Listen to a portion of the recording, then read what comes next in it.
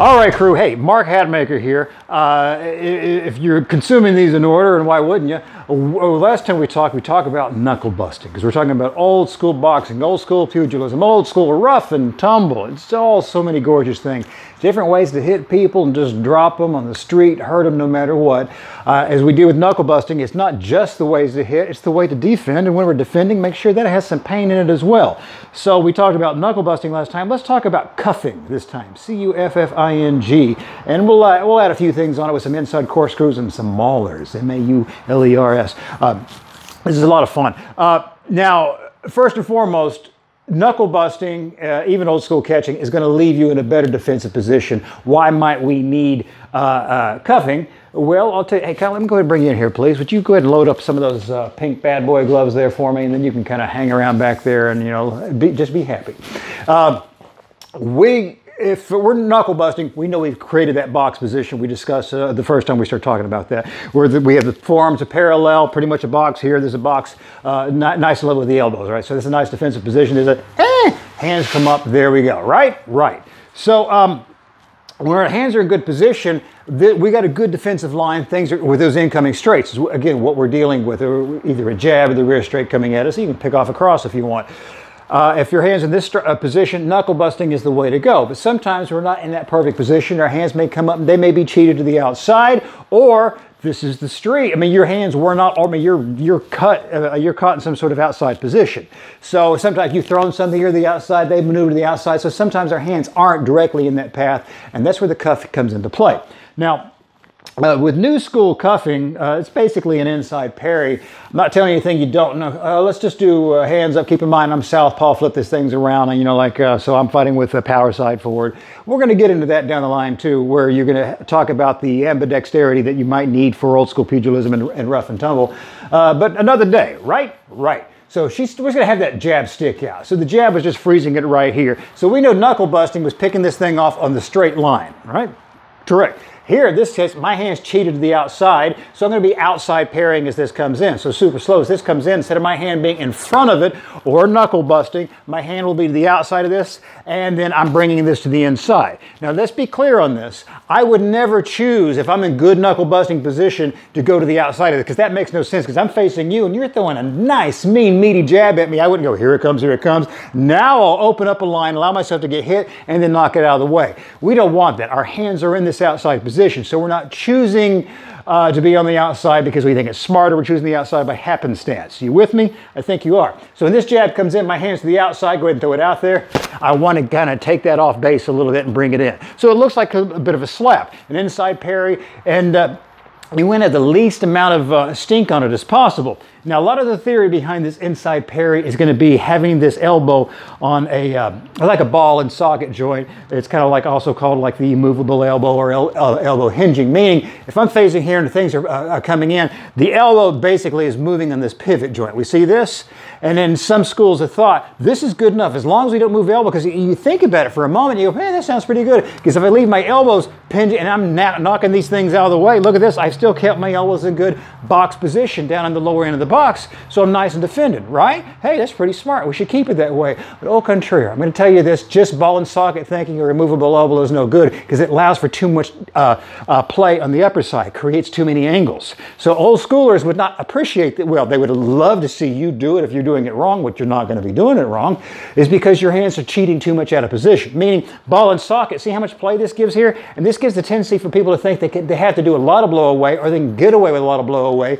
meaning she throws this jab out. Boom, there's my pat. If I were doing this right in front of you, this hand went from here to here and moved and blew that jab out of the way. Pretty cool, huh? But let's say she was hooking off that jab was coming in. There's a hook right on top of it. My hand's all the way down here. What the hell am I going to do about this line? I just opened up on my own. I didn't have to do this much work. So that's part of the problem with doing any kind of a movable elbow idea, or doing the elbow hinge. It sets you up for a bit of a sucker's bet. So the old timers cuff. This is actual cuff. So we're not parrying. We're not outside parrying this. We're actually cuffing this. All right. Now, what the striking area is going to be, our target as this hand comes out here, is we're looking anywhere from you know, obviously below the knuckles, back to the wrist. We don't need to be up here. We don't want to be reaching way out towards the opponent. We're looking around in this wrist bone area right through here. That's where we want to make our contact, if at all possible. What I'm saying is, I don't need to hit the elbow. That means I'm really reaching and opening up a line. I'm looking for right about here. So that's the spot I want. So super slow. She's the boom. That's the $6 million man sign. Let you know how old I am. And if you have no idea what I'm doing with that sound effect, you're young and you will live forever. So she sticks that out. Boom. Look at that. This is the target area right here. So stick one out there with stink. Boom. Out of the way. So we know that's the targeted area. Now, if you hit it a little shallow or a little deep when you're doing your drills, that's okay. I'm just telling you what a preferred targeted area is. Now, your striking surface when you're doing this is not this palm. This is not what we're looking to do whatsoever. We're just not slapping this thing. So what I'm meaning when she throws this out there, we're not just like, I'm just not doing this, all right? I am actually using this little, like a knife hand, like I'm doing the shoot. I'm doing a karate chop against that as it comes in. But notice, it's not this. It's not me wiping again, opening the line up too much. We'll get to how you not open up the line too much here in just a moment. So she cuffs that, throws this in. I'm hitting, almost took a shot. As I'm hitting at it, I'm chopping it. But if you think chop, that will start cheating you out of line. What were the old timers doing with their biomechanics to take away this chopping idea so you're not cheating yourself out of line? Well, that's where you're going to kind of do a turnover, or you're going to scoop back, or if you were swimming, you're bringing the water into you, all right? So what happens here is I'm facing you. So you just throwing, let's say you're with southpaw with me, you're throwing a right hand for me. That right hand's coming straight down the line here, and I'm cheated to the outside position. So I'm not slapping it. But we already know that I'm hitting it with the little karate chop knife edge of the hand. But what I'm also doing here, I'll turn profile in just a moment, is I turn my palm over. So it's not me just trying to chop at it. I go at it with the palm, and I'm turning, I'm twisting at the same time. So there's this motion. See this? Twist, twist, twist, twist. Okay, this is gonna make sense here in a moment. Twist, twist. And the other thing I'm doing is I twist and I come back to me a little bit. So if I were in water and I was maybe sculling the water towards me a little bit, you know, I'm just trying to, keep my space in the water here. I'm pulling that water back. I'm not gonna hit myself in the chest. I'm not coming that far, but it's kind of this little rounded motion. Why am I doing the rounded motion? Because it allows me to hit just as hard and blow this punch out away. Go ahead and throw.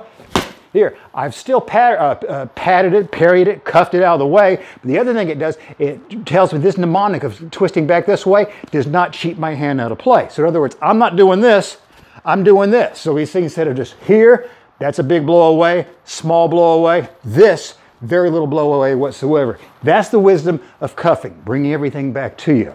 It's pretty wise, isn't it? So she's throwing this, I'm gonna forget this hand, I'm leaving this another way. She's giving me a jab, cuff, cuff. Cuff. I have to do very little work out of it. Got it? Now, that chop alone is not necessarily going to create some damage on the wrist. It's still better than the slap, and it also gets you out of the idea of cheating away too much. The other reason this turnover was done for the early boxers was to do start turning this into inside corkscrews, meaning, we'll take a look. We're just going to do it on one side because you can do it on both sides. Keep in mind, whenever this is coming in, I'm just kind of cuffing off this rear hand right now. You can also cuff off the lead hand. Just whatever side is coming at you, you can cuff. You're doing the same thing. Look at your target areas on the wrist. You're looking striking surface with a little knife hand, and you're also bringing that water back to the chest a little bit. Now that turnover is going to be, whenever I make contact, that punch is coming in at me, there's that scooping contact, but I don't bring it all the way back. As soon as I make scooping contact, I go from here, and I'm gonna leave my hand open for a moment, and we'll see, I'll turn that fist out, and I'm gonna go a little bit of a palm, not a little bit now outside, not all the way outside, but out about here. I'm leaving my thumb open so we can see that. So cuff, bring the water to me, go a little bit thumb down right here. Water to me, thumb down. Water to me, thumb down. Now this is just an immediate return, riposte off of this shot. It's not gonna have a whole lot of stink on it, but it doesn't have to if you're bare knuckle. Hey, we'll be talking about proper striking surfaces for street punching, down the road. We'll cover that. We got so much. There's such a wealth of material here. And we'll talk also about fist equalization as well. There's a whole lot of old-timers thought on, how much pressure you're putting through each individual finger. It's fascinating stuff, and it's a big eye-opener. So what I'm saying is super slow. As this comes out, there's my cuff, and I go straight from here to my palm turnover. I'm sliding directly through. I already have my counter shot. So if she gives me some stink on it, I'm already in there on it. I've got a cuff. See, I just pulled that one just short. It's going to be a divorce in the works right here. I just pull it in, and you're just right on top of it. And that's what I'm saying. you don't have to throw that hard. Why? Because take this look at what just happened here, super slow-mo. I'm doing this, her shoulder, her momentum's bringing her in. I cuff, that's the other thing. See, notice how I'm doing and bring it back to here. That brings the fist to me a little bit. She's already leaning into a punch for power. I bring this fist into me a little bit, and I just do that turnover from here. So she's already leaning. I've bought another inch or two by cuffing into her, and then I just extend and stick that in there. So my punch can have a little on it from my side, but she's leaning into it at the same time, kind of giving me some equalization of the power. Make sense? These old guys were brilliant, weren't they? So if you think about that, cuff in and just turn this over. Same thing, cuff in and just turn this over. And I'm showing you with that thumb down position because you don't want to have to get to here and then just think about stopping straight with palm down mechanics, which is wise. We'll be doing that another day, but here we're actually turning this all the way down a little bit. The other reason we're turning it down is it acts as a little bit of you riding along that blade. If you were fencing, you're running along that foil a little bit. It's still further blowing that back if there are any problems with your cuffing position. So cuffing directly into that inside corkscrew, super smart. But we're talking street too, right? Primarily street, that's what we want. Old school rough and tumblers, you're wanting to save your hands. So if you don't have good striking surface or you're fairly certain you don't want to be here all day just busting, or you've already busted your hands, let's say you got an old school box, you've got a pre-existing boxer's fracture, we're going to turn that into a mauler instead. So this is gorgeous.